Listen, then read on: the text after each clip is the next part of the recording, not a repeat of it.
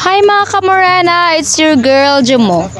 So today mao day ang schedule sa ato ang pastoral visit here sa San Vicente Ferrer Chapel. Og sa pagka-alas 3 sa hapon diha nami naghuwat-huwat sa iskina.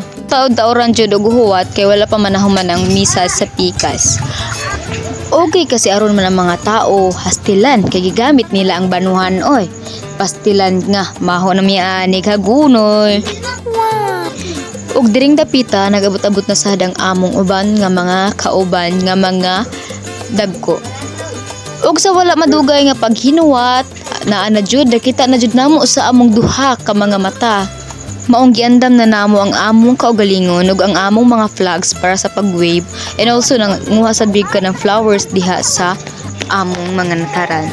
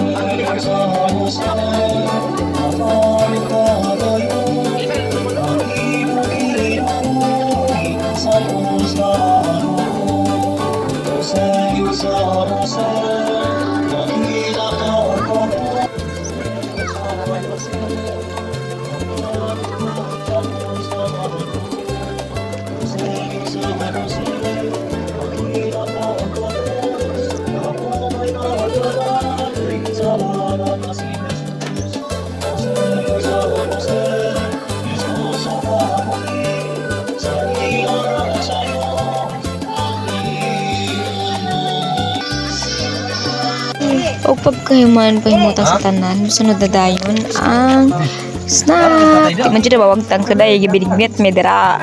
And then kaon nami uli sabi kadali. And then mabalik sa sa chapel para mag-prepare para sa Tizay prayer kunyang alas 6 sa gabi.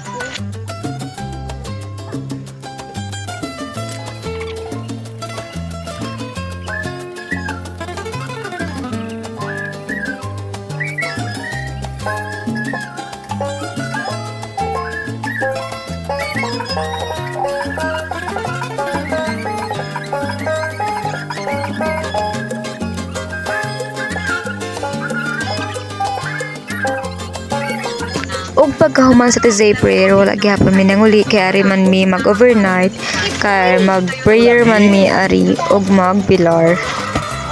So nga ako mga kauban derang dapita kay ang mga youth sa Kanlayog. Og bandang alas 3 ako nasad sila kitang puka para mag-pray na mi sa rosary prayer. And right after that kay hapit naman ng buntag nagkapi na sila aron mangandam pa uli sa balay kay klase pa man.